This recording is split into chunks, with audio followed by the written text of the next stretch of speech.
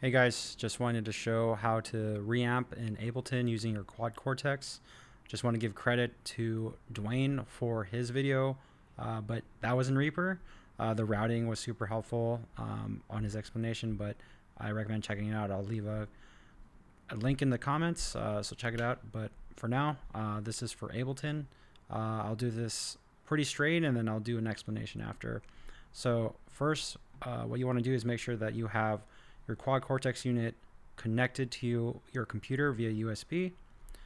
From here, select input 5.6 for stereo, and then for output 7.8.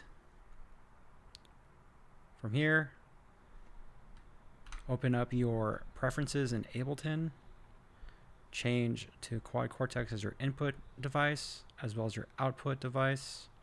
For input config, I have 1 and 2 and 7 and 8 enabled for mono and stereo inputs. For output, I have 1 and 2, 5 and 6, 7 and 8 for both mono and stereo outputs. From here, what you want to do is open up a new track, and then on your DI track, which we have here, we are going to go to X'd out, go to 5.6, and then for audio, your audio track here, that's going to be for the reamp. We'll rename this reamp. Go to 7.8, arm it, and then you can go ahead and hit record.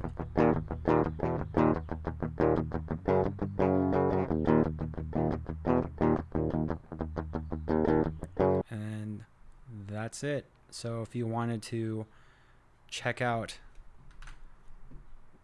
what you did, I'm going to go back to my interface because I'm using headphones. You can solo out the DI here.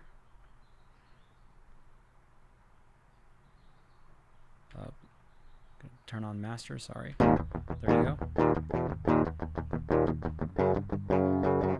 So there's DI, and then here is the reamp. I'm soloing it out.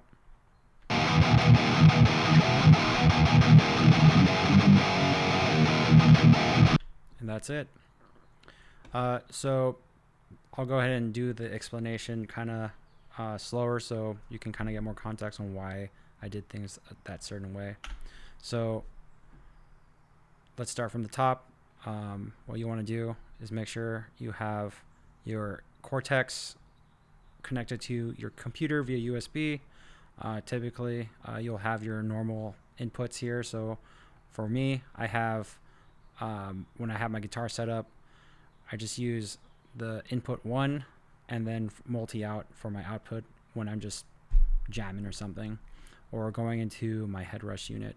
So for this, what you want to do again is go to stereo input USB input 5.6, and then from here you want to go to multi-out 7 and 8. And the reason why I'm using 5 and 6 and 7 and 8 is because of Dwayne's video. I kind of took some of that information and transposed it here on the video for the Ableton side.